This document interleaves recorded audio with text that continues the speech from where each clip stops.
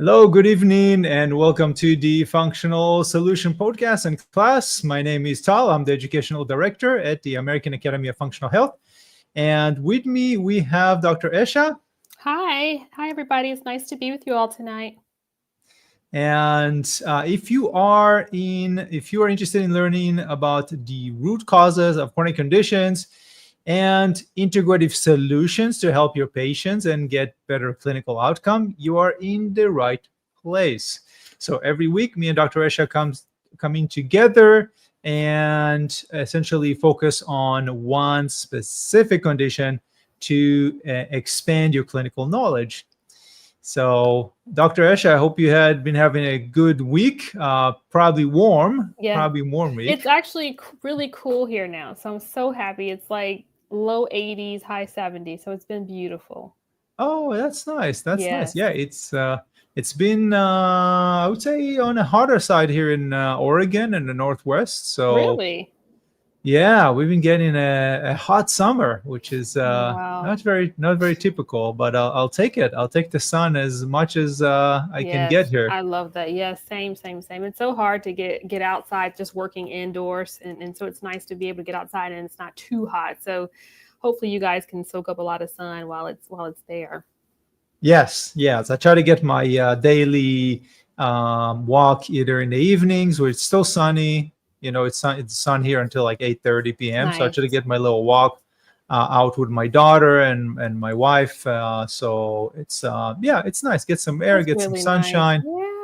Yeah. Yeah. Wow. So we had a really interesting topic for today.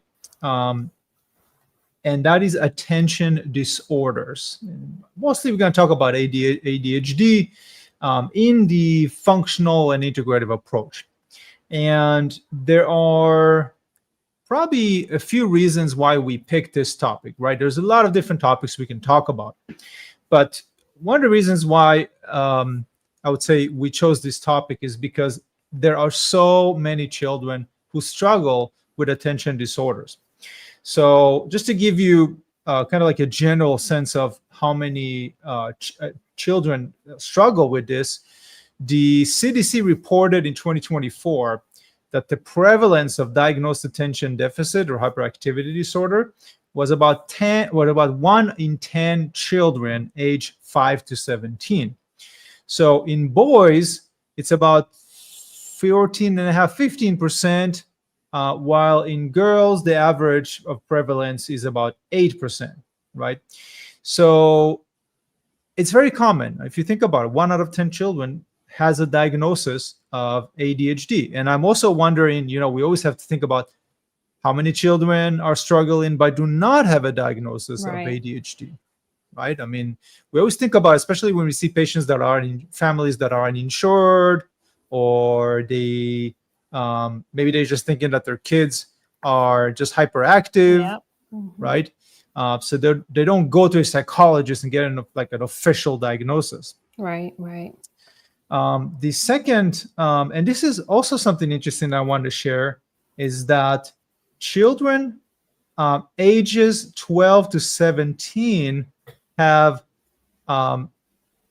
more likely to experience or struggle with ADHD in comparison to younger children, 5 to 11.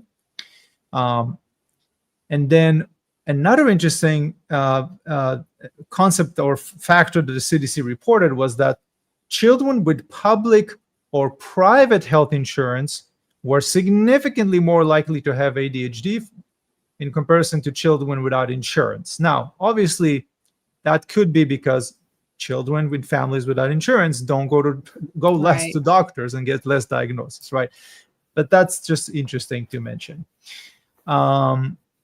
So that's one of the reasons. The main reason is because it's so common. The second reason, of course, it's because there are, even when a child is diagnosed with ADHD and they're put on certain medications such as Ritalin, Mm-hmm. there are multiple challenges with those medications. One is decreased appetite, which happens in 80% of the people that take those medications, right? Which long term this is a really important note. Long term, if your child is eating less than they should because they lose their appetite, it could implicate the nutritional intake, especially in this development phase Yeah. of life, right? So weight loss, additionally, difficulty sleeping, anxiety, growth delayed, upset stomach, fatigue, right? And then also cardiovascular changes, right? Because those are stimulating medication, which can impact blood pressure and Yeah. heart rate, right? Um, Something that I may have not shared before, but I was actually diagnosed as a kid with ADHD, and I don't remember the diagnosis, but what I do remember is the medication, Mm. right? So I was put on medication, and it was a terrible, terrible time on my life. Like, going back, we might not remember a lot from our childhood, but I do remember taking this medication, and I was early teenage kind of age, and I remember just feeling so tired. I was Mhm. kind of like was feeling kind of wiped out. It's almost like you're getting also almost like in flat mood when you not get excited, you don't get too happy, you don't. It's like a flat mood Right. type of a thing, right? So my parents saw me and they're like, "Oh my gosh!" They're like, they immediately stopped the medication, right? But it's just at some degree, less or more. There's what we're looking for. What we're looking at. There's probably a lot of children who struggle with those side effects, right? Yeah. Oh, yeah. Yeah, I know people personally that have been on those stimulant medications and, they were on them as kids and they're adults now, right? And they have so many non-neurological effects, metabolic issues and things of that nature. So it's really interesting to see when you mentioned the reduced nutrient food intake and then also just kind of cardiovascular changes, like what those implications are long term for metabolic issues. So Exactly. And mhm. it's so our concern is always for these young children. They're in introducing. We always consider that medications are beneficial and important to manage conditions where when prescribed appropriately. But if it was my daughter, for example, we would first try to find strategies to cope with hyperactivity, and then also look into the root causes, which we're going to talk about today, right? Because we know that taking medication is very, very important and helpful, but what's causing it, right? We cannot just ignore the root causes, right? So this is why it's so important. This is exactly what we're going to talk about today, which is what's causing it. We're also going to talk about some really cool studies, published peer-reviewed studies that are giving us more, showing us the evidence-based side of how we can use more holistic or alternative, whatever you can use, whatever term you want, but showing us kind of really the other alternatives instead of going straight into pharmaceutical, right? And it's interesting to mention that I had a few folks that were good friends of mine, kind of grew up with, and I already identified in the early age that they also have attention disorders. And interesting that when they learn how to harness that excess energy, right?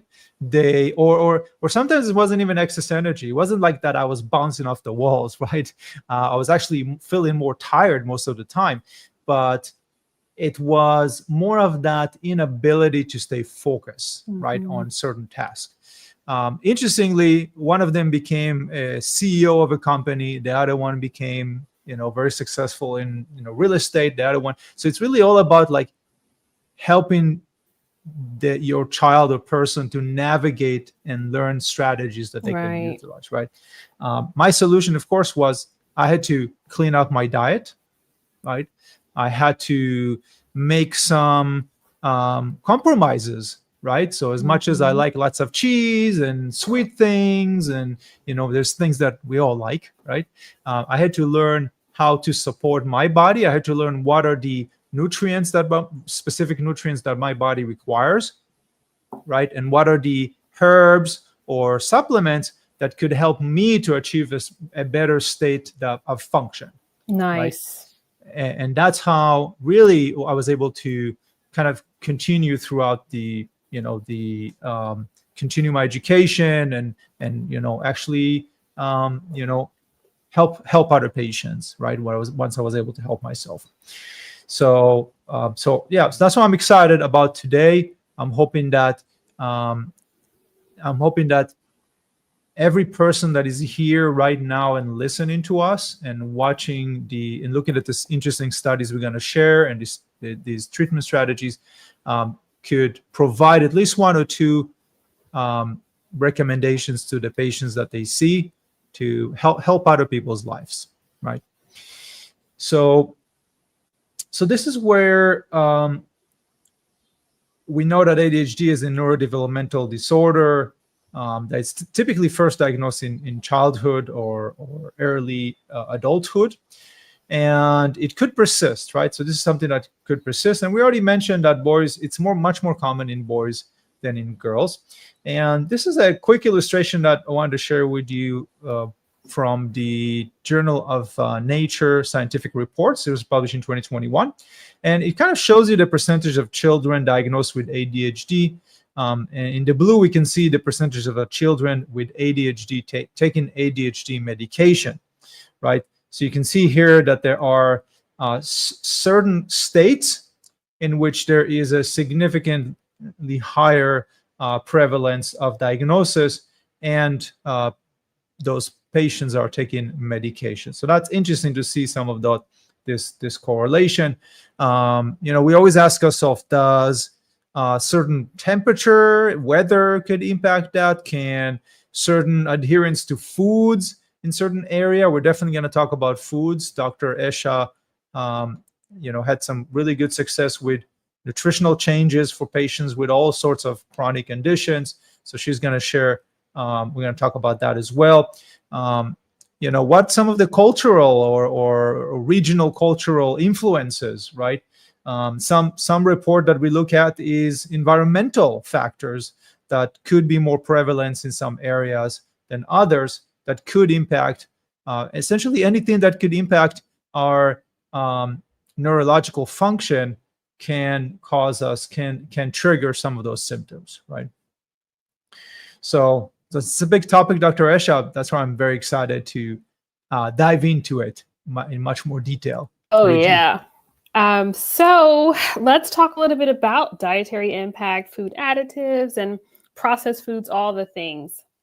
So diet and eating habits, as we know, if you've been watching the podcast and listening along, we always talk about diet and the implications of diet and chronic illnesses, and how you can also harness the power of the diet to improve your situation or your patient's situation. So obviously, dietary patterns are also going to influence ADHD. And in ADHD, numerous studies have shown that diet can affect both the risk of developing the condition and the severity of the symptoms.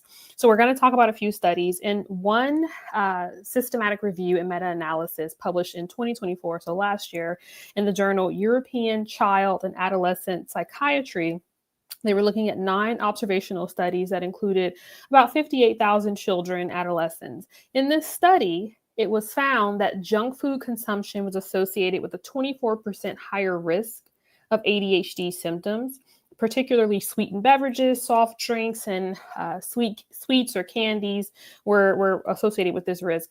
I have a personal vendetta against sweetened beverages for children, especially ones with high fructose corn syrup. I think they're terrible, terrible, terrible for health. I didn't get to do a deep dive on high fructose corn syrup and ADHD and things of that nature, but I'd be willing to bet some money that these sweetened beverages or soft drinks may have a lot of that in there. So those were kind of the bigger categories. And these are not even necessarily sodas, because people think of sweetened beverages like a soda or pop. Wherever you're from, you may say soda or pop, but these can be children's just juices, right? So think about that. In another publication within the journal Clinical Nutrition, ESPEN, published in 2020, the opposite they saw, right? So diets high in vegetables and fruits. So you got fiber, you got polyphenols, legumes, so your beans, your lentils, all that. Fish decrease the risk of ADHD symptoms by up to 37%. So whereas, like we said before, junk food diet containing sweetened beverages, and all the studies when you look at, or I'll say most of the studies when you're looking at junk food diets, they usually always include like a sweetened beverage component. So I think that's a huge culprit, especially for pediatric populations. So sweetened beverages and desserts and like a Western dietary pattern. So processed meats, hydrogenated fats, refined grains also increase this risk. So things to think about: changing your patient's diet around, incorporating more whole grain products or vegetables, fiber, legumes, things of that nature, reducing junk, trying to eliminate sweetened beverages as much as possible. If you can, encourage the parents to eliminate them altogether, better off. But just think about those things: candies and sweetened beverages, junk foods, reduce those. Let's take a look at an illustration, 2025 illustration from the journal Metabolites, looking at the role of diet in ADHD symptoms. So as you can see, the green is good. I think that's brown. The brown is kind of more negative, if you will. So higher omega-3s, higher micronutrient levels, improved gut microbiome health, higher short-chain fatty acid levels, which will come from fiber, and improved intestinal barrier integrity, or higher or better intestinal barrier integrity. So we see this big arrow in the top center, and then to the right, they're telling you kind of what diets contribute to those things. So Mediterranean diet with olive oil and minimally processed foods, low in sugar, low in saturated fats, high fiber, high micronutrients, it's associated with these factors. So higher omega-3s and so forth. And then as you see, having a diet that's high in omega-3s, really good microbiome health, good intestinal barrier health, is associated with lower inflammation, more oxidant and antioxidant balance, neuronal brain cell health, neurotransmitter balance, which is really big in ADHD as well, and just generally healthier brain function. So that in and of itself is then associated with a reduced amount of inattention, impulsivity, hyperactivity, less learning problems, and less behavioral problems. So then the opposite, we don't have to go through every single thing, but as you can see, high sugar diet, high saturated fat, more refined grains, less micronutrients, low antioxidants is associated with kind of the opposite, right? So more inflammation, more neural inflammation, more neurotransmitter imbalance, which can lead to the symptoms and signs or things we see with ADHD, so the inattention, impulsivity, and such. So, diet is really important when it comes to managing this neurodevelopmental condition. It's very important. It should be the baseline, I think, for anybody targeting this. And I've seen so many people or parents with children that have ADHD, and they go see a physician, they get their child's diagnosed, and there's never a conversation about diet, right? And a lot of the kids that I know from these parents are in public schools, and public school lunch is it's really not the best in America. And so you then see kind of how the school system essentially feeds this pathway for these poor babies. Okay, so outside of that picture, interestingly enough, research into foods as a culprit is actually not a new concept. It was investigated about 40 years ago with this pediatric allergist, Dr. Benjamin Feingold. He hypothesized that artificial food additives, colorings, and flavors in foods rich in salicylates might be important etiologic agents of the hyperkinetic syndrome. So that's what they called ADHD back before it was termed ADHD. It's hyperkinetic syndrome. So this concept, like I said, of food and behavior, ADHD symptomology is actually not new.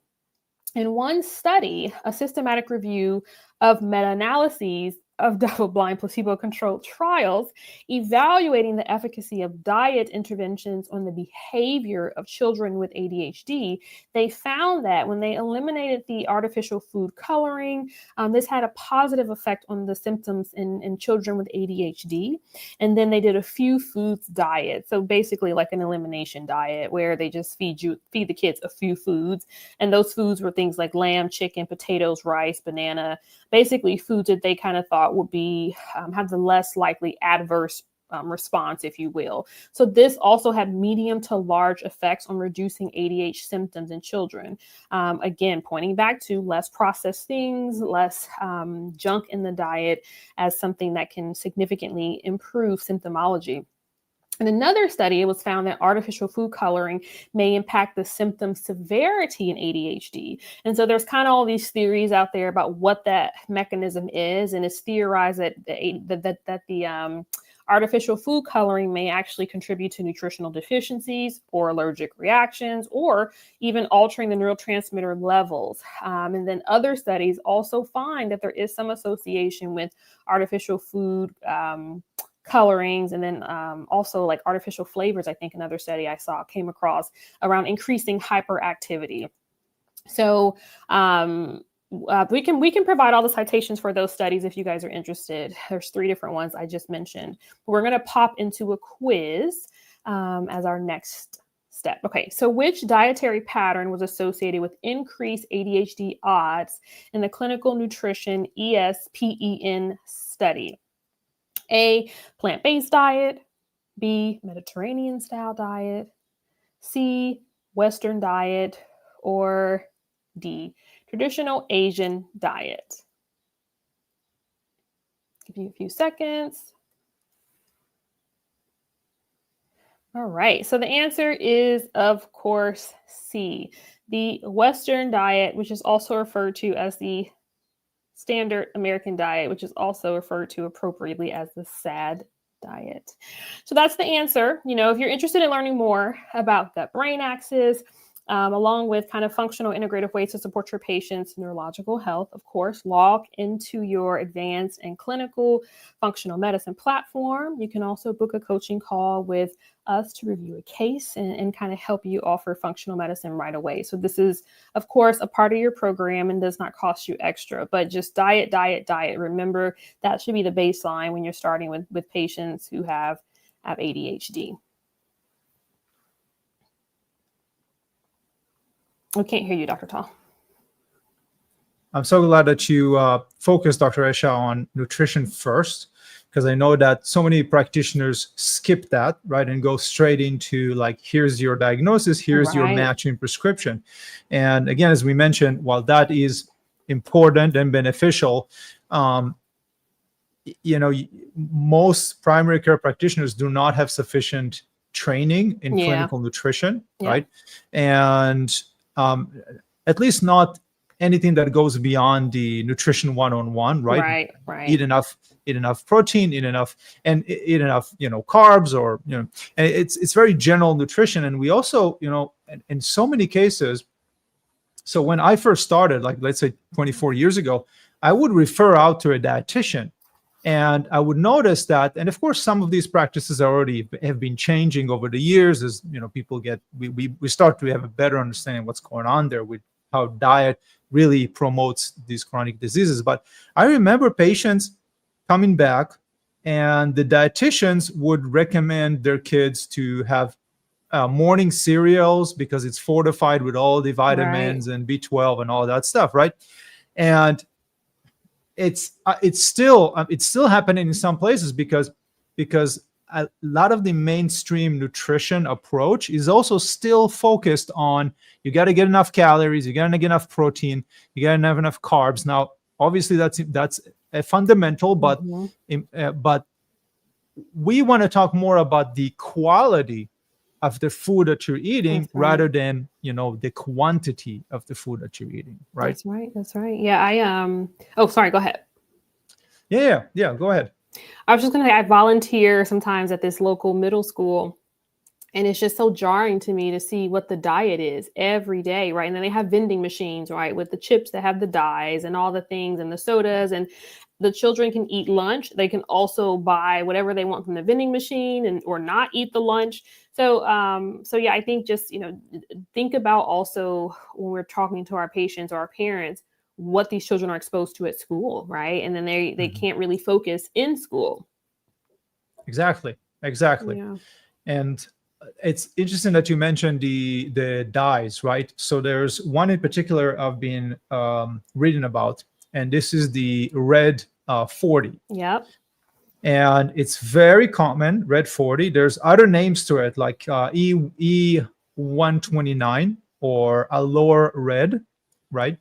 And so there's different names to these chemicals, and sometimes it could be confusing. Like you look at a study and you're like, you look at a product in the back of the ingredients, and you might recognize red 40 as an additive, as a coloring, food coloring, but you might not recognize the other names, right? E129 or whatever it is that you're using, or Laura Red, right? AC, that's another name for it. But what most parents don't know, right, and it's because nobody talks about it, there's no specific training for health practitioners, that red 40 is most of it is made from petroleum. It's a very, very foreign foreign compound to our body. Mm-hmm. And while we are exposed to it in very small, or children are exposed to it in relatively small amounts, and it is considered by the FDA to be safe under, up to a certain threshold, there are studies that are showing that it could contribute to neuroinflammation. It can contribute to DNA damage, to a disruption of gut microbiome, right? It's and it's everywhere. And there's even a study that showed small but possibly meaningful impact on attention disorders with some children, right? So we have to think about, and the reason you mentioned it, and the reason that I'm thinking about it is because it is found in so many it definitely is. Food products, right? Mm-hmm. So beyond ice creams and cookies and all of that stuff, or beverages, right? It's also found in so many cereals for children that are specific for children, like Fruit Loops, Lucky Charms, Fruity Pebbles, Cheerios, Fruity Cheerios, right? It all sounds super happy and super child, or Honey Bunches of Oats, right? Is another product I was looking at. It's called Honey Bunches of Oats, right? It all sounds. There's another one that actually is called Blueberry Granola Chips for children. So the packaging looks amazing with the added vitamins. It's really inviting. Yeah, and I can also see, my daughter she's 2.5, and when we put like YouTube, either cartoons or like Miss Rachel, she's very famous, and all those different videos, it's like those commercials are popping up. It's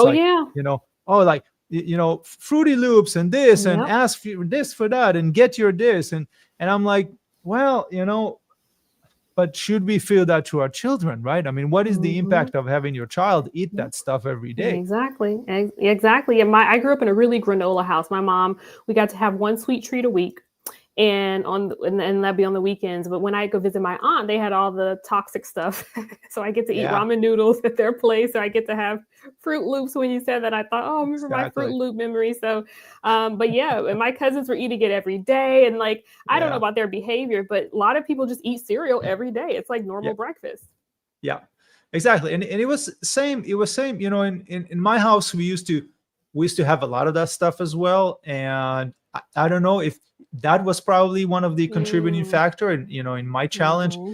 But and again, it's like, it's not that all kids will be influenced, but it might be impacted by this. Of course, there's other things we're going to talk about today, other factors that every healthcare practitioner must know. In my opinion, every parent should know of.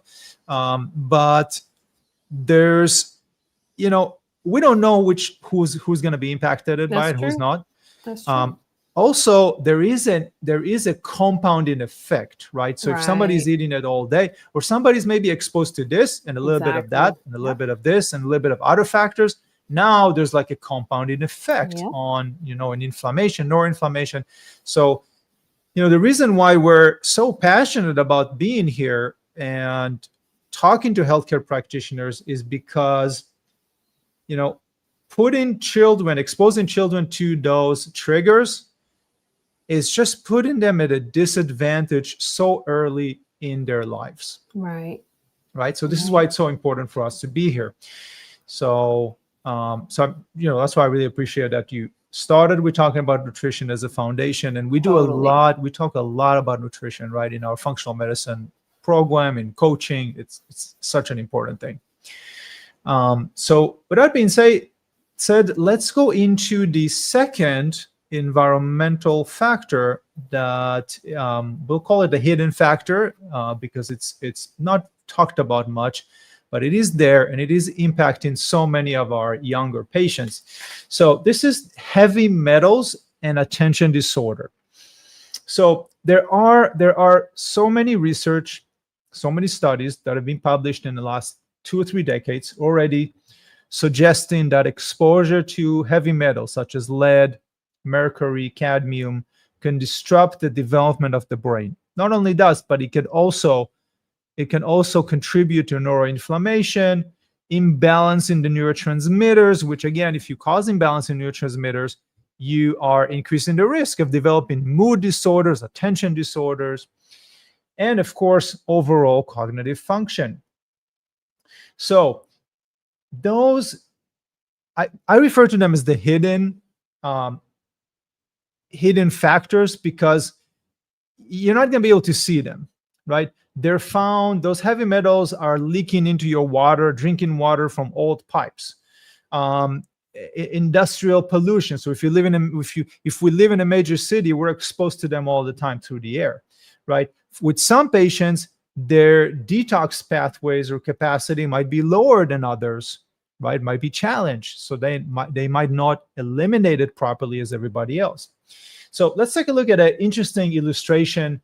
2022 this is from the Journal of Environmental Pollution, and we can see different environmental factors that contribute to the development of ADHD. So we have of course the pollutions in the air. We got lead in our drinking water. We got mercury from eating fish, and also there's mercury if you eat food from canned food. Of course, there's more heavy metal that are leaking, and BPA in the lining of the can.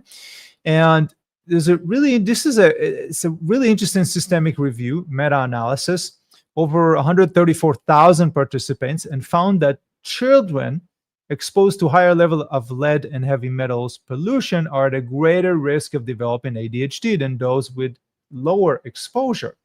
So this is something that is really important. This is a systematic review. They looked at 21 articles, and the analysis really demonstrated a low to moderate heterogeneity, suggesting that there's kind of consistency across many of those studies. And as I mentioned, lead, for example, is not only found in pipes of old pipes, but also found in paint. So houses that were built before 1980 most likely have lead in them, in paint. It also found in the soil, right? So when you eat certain fruits and vegetables, there are going to be lead in some of those, and of course in dust, in air pollution. Now, when we expose to lead, it interferes with neurotransmitter signaling and causes deficits.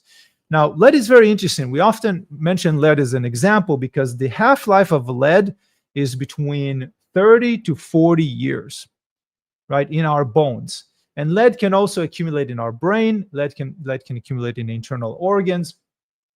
So this is important. And unfortunately, heavy metals is not something that is tested in the mainstream approach very often.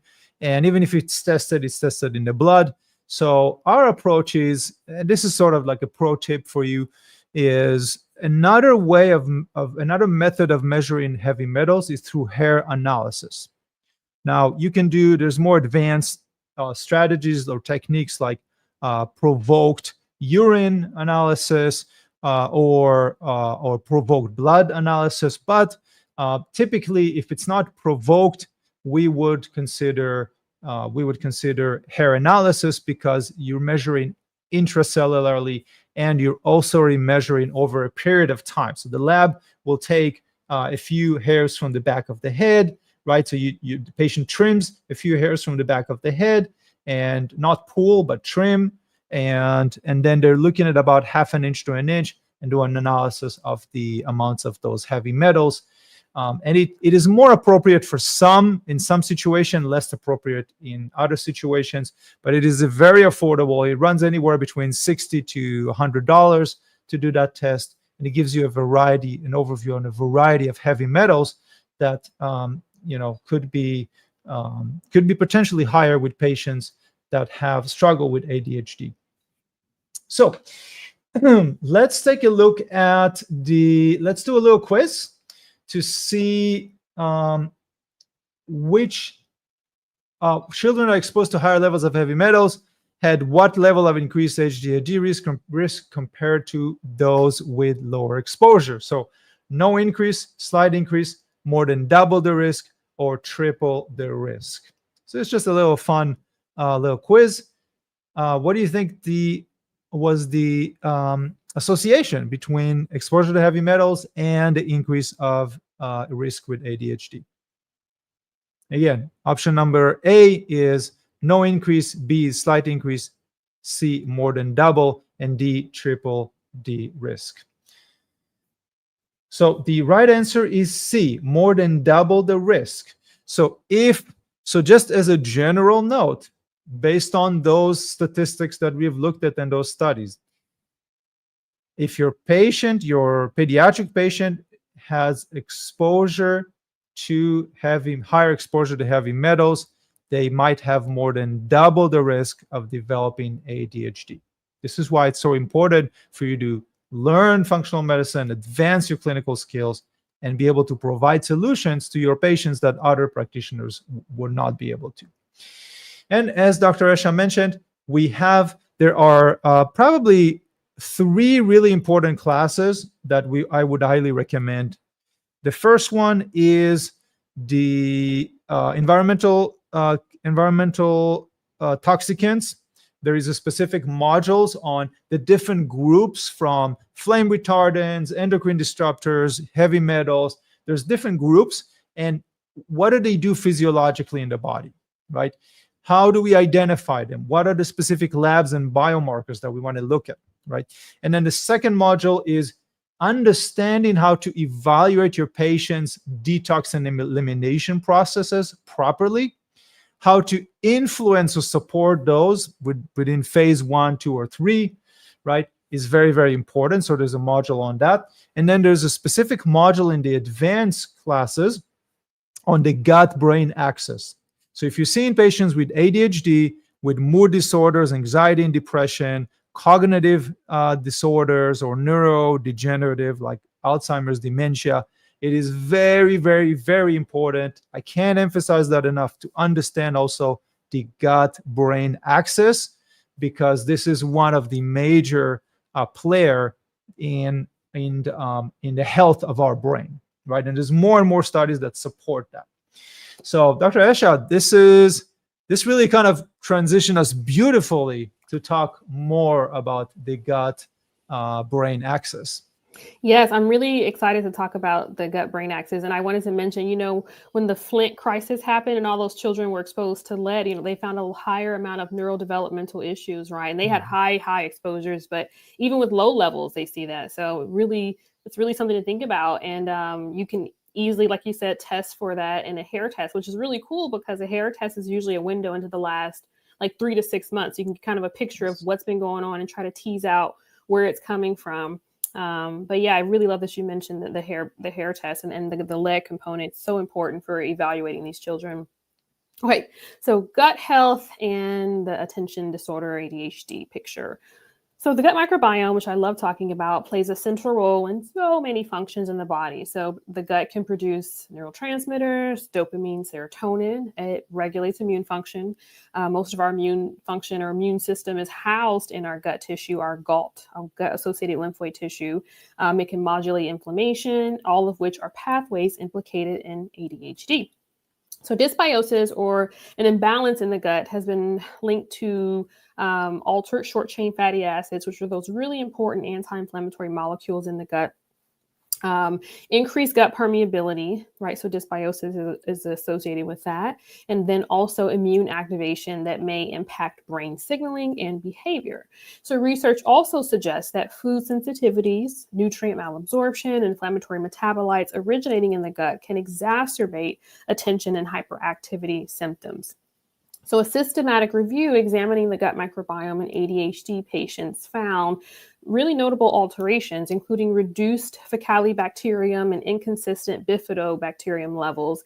And the Faecalibacterium is a key producer of anti-inflammatory metabolites. So we think its depletion may contribute to an overactive or pro-inflammatory state, which kind of aligns with observations of elevated pro-inflammatory cell messenger cytokines commonly reported in children with ADHD. So this suggests a potential link between gut dysbiosis and then this neuroinflammation in the ADHD population. And another study was a case control study. They found that a subset of ADHD cases demonstrated an increase in the LPS binding protein, which LPS is an entire world of its own, but it's basically like a leaky gut intestinal hyperpermeability factor that you'll see in a ton of research around leaky gut. So they found an increased amount of the LPS binding protein concentration compared to non-ADHD children. So that kind of suggests more of a leaky gut picture in ADHD cases.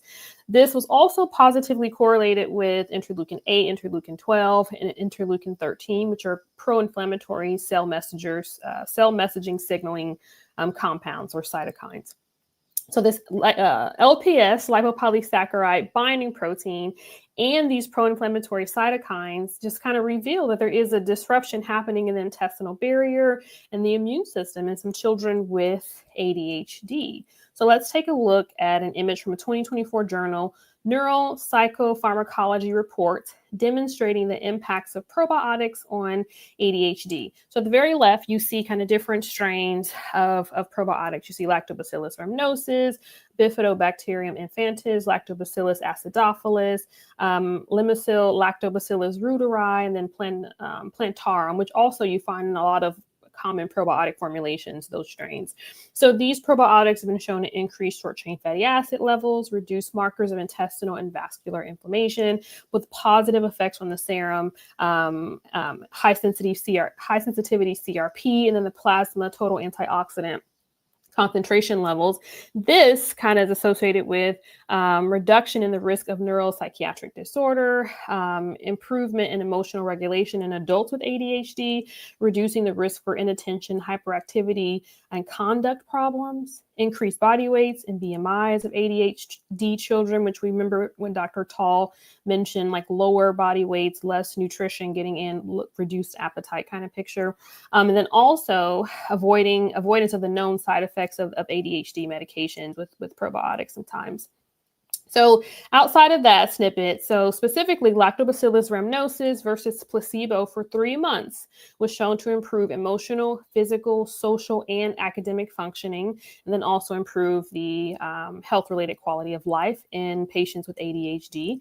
A synbiotic, which is a probiotic and prebiotic together, synbiotic preparation was associated with reduced markers of inflammation in the intestines and vascular system in children with ADHD.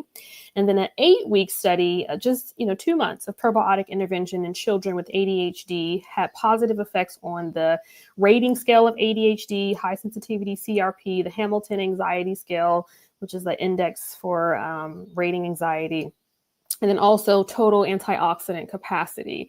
A simple probiotic. Probiotics are really kind of low entry, minimal side effects, maybe some GI things you can kind of tweak, but it's a really safe supplement, in my opinion, to recommend for children. So let's pop over to a quiz. So a symbiotic preparation in children with ADHD was associated with which of the following? A, increased hyperactivity, B, reduced markers of inflammation in the gut and vascular system, and then C, no measurable changes, D, increased oxidative stress. So the answer is, of course, B, reduced markers of inflammation in the gut and vascular system. And then again, all of this information is going to be in your advanced clinical functional medicine platform. There's a lot of great resources around gut health, microbiome health, how to support your patient's gut microbiome health. And you can also book a coaching call if you're not sure, what to do with your patient, their gut health picture, and you want to know kind of about specific products and probiotics. Please reach out. This is a part of your program. It's not any extra cost to you, but the gut, the diet, the environment, just basic areas to kind of start with, and really helping support your patients, not only symptomatically, but just in the long run too, if you think about how all these things impact our lives in the long run. So yeah, that's kind of the gut picture there. And you summarized it in just a perfect way, right? It's looking at the environment around our young patient, looking at their diet is critical. It's a foundation, and of course their gut, and there are multiple other specific nutritional, dietary, or supplements that we can go into. Mm-hmm. One thing that I'll add to that, without getting too much into lifestyle changes, but because there's a lot of really interesting studies that are coming out on lifestyle changes, and I know that in the training that you're having, that you're going to be having soon, you talk about the integrative medicine solutions for specifically ADHD. I know that you have a class on that. That's going to be really, really interesting, and mood disorders as well. But one thing that I'll mention is from personal experience as somebody who struggled with attention disorders at a younger age, physical activity is also a must. So keeping your child active, doesn't matter what it is, right? Running, playing, hopefully not football, because there are too many head injuries with football. Even the micro traumas are linked to could be linked to brain damage in the later phases in life. But playing soccer, playing basketball. For me, it was martial arts, like going to a karate class, and that always helped me stay a little bit more focused, a little bit more centered, right?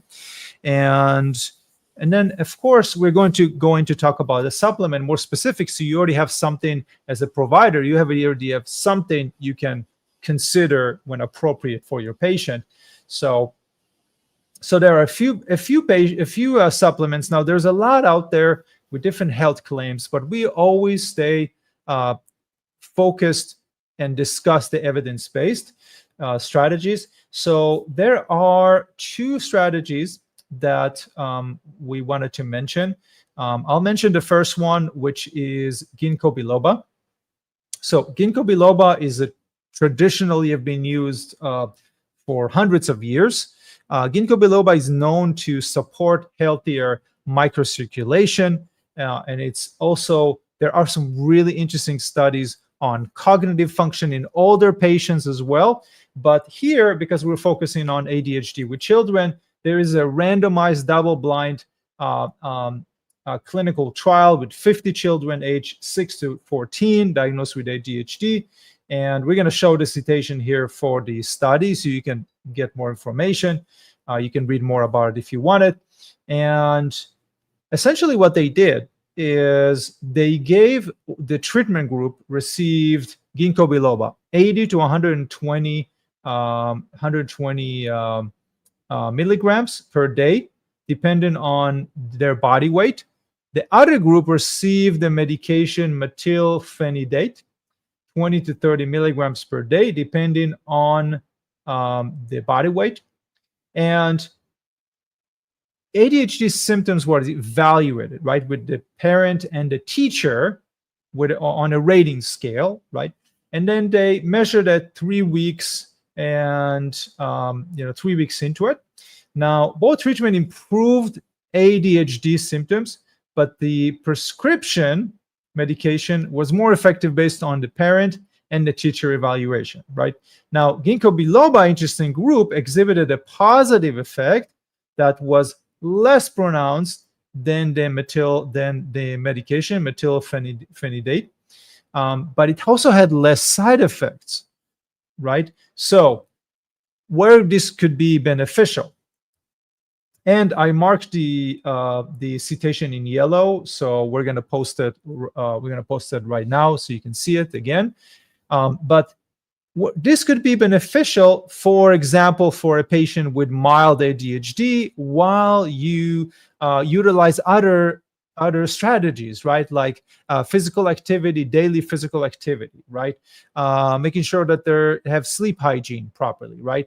Addressing gut health, addressing environmental factor, most importantly, addressing their diet, right? So for mild cases, ginkgo biloba might be an approach to try before going into putting the child on a prescription, right? So this is a really interesting study that we looked into, because this is one of the, it's actually a study that compared between the standard of care drug and and a herbal medicine, right? Now also remember that 80 to 120 milligrams per day is a relatively smaller dosage. So we don't have yet a standardized dosage for children, right? We know that with adults, the dosage recommended is between 240, sometimes all the way up to 300 or 500 milligrams, right? So with the children, we still don't have a standardized dose, but this particular study found that used between 80 to 120 milligrams per day, and they were found to be beneficial and with less side effects than the medication. So, Dr. Esha, do you want to talk a little bit about the probiotic? The probiotic is by the brand SFI Health. And, it's a kid's probiotic. So it's specifically formulated to target the pediatric microbiome. And it does have a lot of those strains that we mentioned in the previous studies. And so this is like a really general one, but there are other brands. I tend to like this brand. They have another adult therabiotic as well. But yeah, I would say, probiotics are pretty safe and tolerable. The biggest thing I've seen with probiotics is GI upset. And so you can just kind of just change around how you're having a patient take it, with food, without food, timing of the day. You shouldn't need to open a capsule up, but these are actually chewable tablets. Some of them are actually actual capsules. And then I like also, you mentioned the ginkgo, but like these little smaller tablets are sometimes more tolerable for pediatric patients as well. That you see on the screen, the MediHerb by Standard Process. But the probiotic is a chewable. So it should be really higher compliance for children. But yeah, I would say this one comprises a lot of those strains we previously talked about. So it's kind of a no-brainer for me when I'm seeing a patient and their parents want to know about probiotics. I tend to kind of recommend this brand. And I don't have any affiliation. We don't have any affiliation, just a good brand, good product. Yes. And the product that you see in the tablet form is MediHerb. MediHerb is a company from Australia and New Zealand, and they have great, really good quality of herbs. And for younger children, obviously, you can look for ginkgo biloba in tincture form, which is easier. So for my 2.5-year-old child, obviously I don't give her tablets or capsules. But if something is a good quality company that has gummy bears, she loved those. I look for something that does not have sugar, obviously. But a lot of the times, if I need to provide some herbal support, then I would do it. I would look for a company. There's companies like Herb Farm, for example. They have really good quality herbs in tincture. So I might take it and get some good pineapple juice and use a little bit of the herbal tincture in there, so it kind of masks the flavor. That's a good idea. And I just give it to her, and she drinks it all, right? So so that's, unless I learned my lesson to not mix too many healthy things. If it's too healthy for her, she's not going to drink it, right? She's going to start sensing it, and then she take a little sip, and then she looks at me like, are you tricking me here? Like, what's going on here, right? So I learned that I kind of put a little bit in her morning drink, and then at nighttime, if I make it a little bit of juice for myself. I'll make her a little juice, and I put some herbs for her. She doesn't even know she's being dosed with herbs. She doesn't. She doesn't. Yeah, she doesn't. So yeah, we just need to give them the whatever support they need.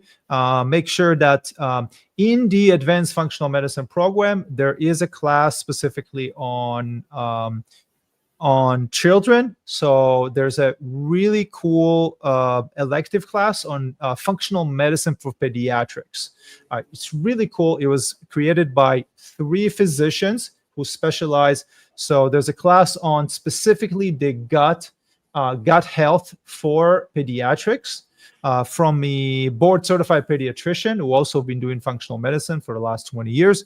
And then there's another class, really great class on like treating common pediatric conditions. So we got that. If you're looking for that, go to the elective classes and you'll find more about that in the modules. The elective modules, it's like the last page, I think, on your platform. And of course, with that being said, if you are a guest here and you're interested in learning more about our advanced functional medicine training, the first thing I wanted to mention is what's included in the program. So we got a really cool bonus. So this is a certification. It's a functional and nutritional medicine certification program. We include nutrition, herbal medicine, integrative medicine. We focus on the clinical application. That's in comparison to other programs out there that have more theory. We focus more on the clinical application and also integrate herbal and nutritional medicine. You get 24/7 access. We do a lot of functional labs, even the specialty labs like UMAP, or if you focus on women's health and hormones, UMAP is a must. It's a lab that you must know of. Of course, metabolomics and organic acid for cellular dysfunction, neurotransmitters, and it's self-paced, which is really cool. You can learn from anywhere. Now, how do you build a practice, and how do you offer cash services, and how do you increase your income? Right? We included a specialty in our bonus this month. We include the practice building summit and the practice building classes. So we're with you. We assign you a mentor, such as Dr. Esha and Dr. Chill, they have years of experience, and they can help you through working with you with case studies to advance your skills. As I mentioned, and Dr. Esha mentioned, when you're in the program, book a call, right? You got on the right side on the platform, you can scroll down and see book a call with a medical coach, and you can book a call directly with them. Do a case study like I did myself when I went through the program as a case study. I learned a lot about what's not working in my body, what's working, what's not working. We got the evaluation tool, we got the clinical guides.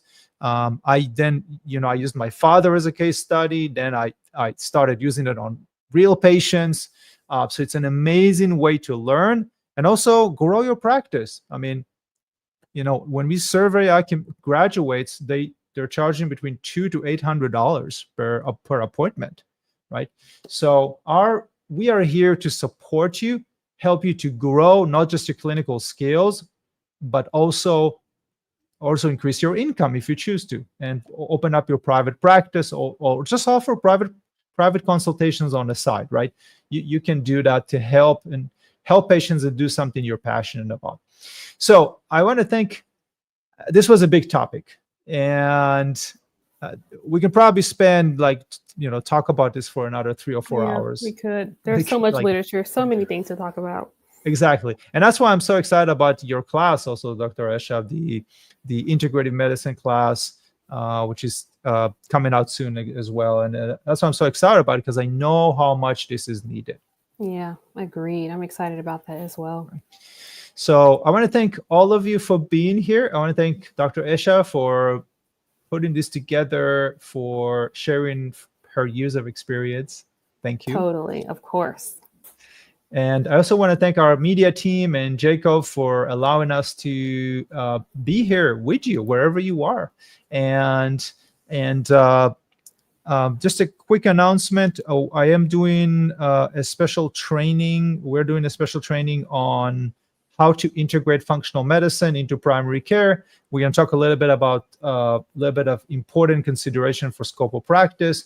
That's coming in the next few days. So on Friday, we're going to send you an invite.